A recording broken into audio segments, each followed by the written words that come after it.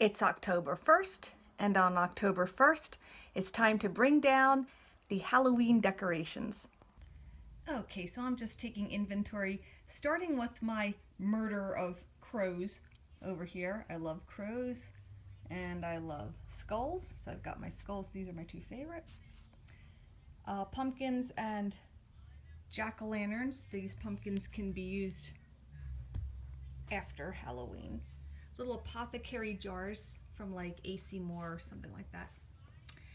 I have two whole ghosts and this nifty little collection of rats.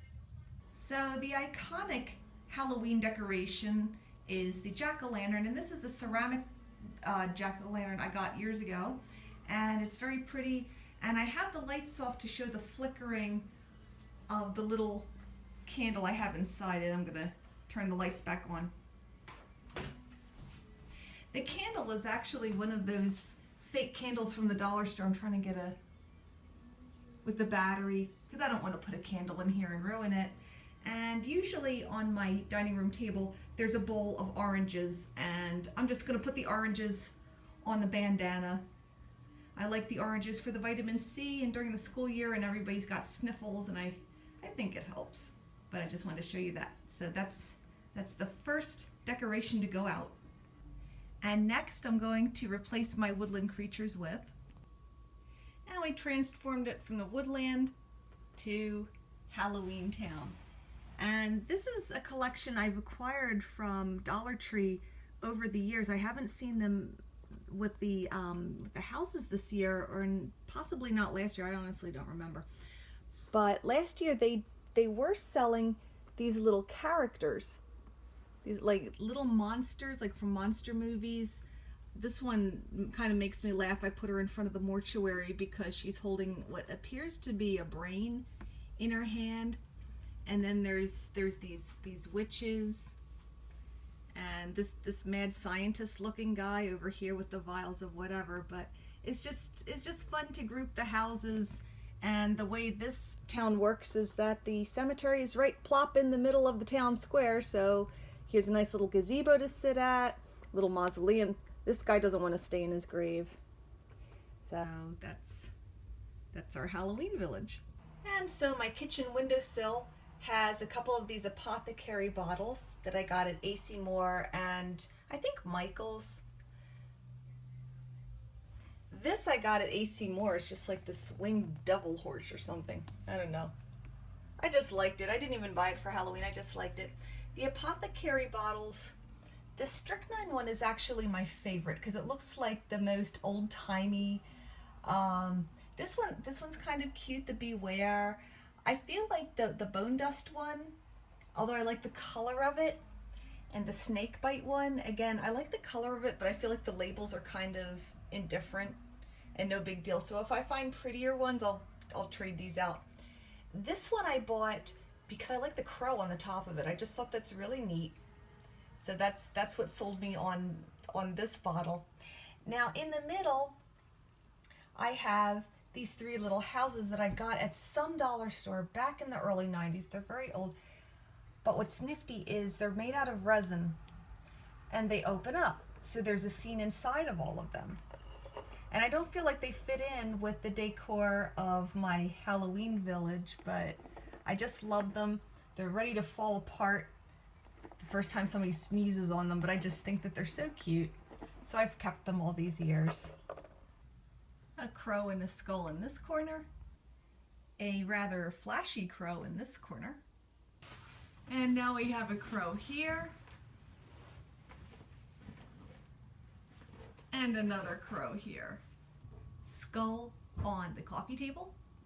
And this whimsical fall arrangement. It gleams. It's time to decorate the dollhouse for Halloween. I actually own 7 dollhouses, but I only have one on display right now. The other ones are in kind of various states. I have a lot of furniture, but not quite enough for all of them. I have a lot of accessories, but not quite enough for all of them. So the one I keep on display, I'll turn around the camera and I'll show it to you. I'm afraid that lighting is a bit of an issue, but as you can see, this family is very lucky to live next door to this mailbox. This is actually an old cast iron toy. It's very heavy, but it's the perfect size for the dolls. They have the two jack-o'-lanterns next to the door, and they have their trash and recycling bin. I try not to be too anachronistic, and I also try not to be too fussy. In general, we're supposed to be in the 1930s somewhere. That was the time frame that my daughters chose when we acquired this. I can see I never did take the stockings away from the chimney with care from last Christmas. That's not good, but that's okay. Also, the population of our family rises and falls. Right now we have a mother and a father and 4 children, but this house actually came with a collection of children and no parents, and then we got parents, but the parents came with children. And I think the most we've ever had was 8 kids at one point. And like some of these dolls, they break, they lose a head or they lose a limb, and they get relegated somewhere else. So, at any rate, I'm keeping my family in very reduced circumstances because with all the different furniture and accessories, honestly, I have more time and ambition, or rather, I have more ambition than time. And I have this idea that I'm going to display all the prettiest things. I just never get around to it. And I don't even have that many Halloween things, but I do have this little bear. Oh, this I have to show you. This is just the cutest thing. This little Bible, it's actually, whoops, we got interrupted there. Okay. This little Bible is actually the entire New Testament in the world's tiniest print. Hold on. Starting with the book of Matthew. I don't want to open it up. I don't want to flip the pages, but the real pages, and it's real printing on every page. It's pretty amazing. Sadly, our family has a very serious problem. Their home appears to have been infested by skeletons. I found these skeletons at the dollar store like 2 years ago. I just think they're hilarious. They're the perfect size. Look at that. Look at those little feet. I think they're just perfect for the dollhouse to haunt, because your dollhouse needs to be haunted in October. And this one's carving up a pumpkin. This one is taking over the children's room. There's another teddy bear in the crib. This skeleton's taking a bath because, you know, those old bones start to get dirty after a while. And the skeleton is taking a nap. Like I said, my family, this is the master bedroom. My family is in reduced circumstances until I decide what I'm going to do with all my little treasures. This is the attic bedroom. It's actually a light up dollhouse, and the original owners never really showed this. They used this space and this space for a storage space and would put the roof down. I like to keep it up. I mean, people do kind of refurnish rooms like that. And there's more wires. I'm not going to plug it in right now. And some extra sticks of furniture. I really need to treat myself to more dollhouse furniture. Then I sent away and I got these 3 pieces. I think this is real cute. This is just like resin, that clear stuff, but it's like bobbing for apples. Okay, this one's very cute. This candy bars in a dish. And a copy of Dracula.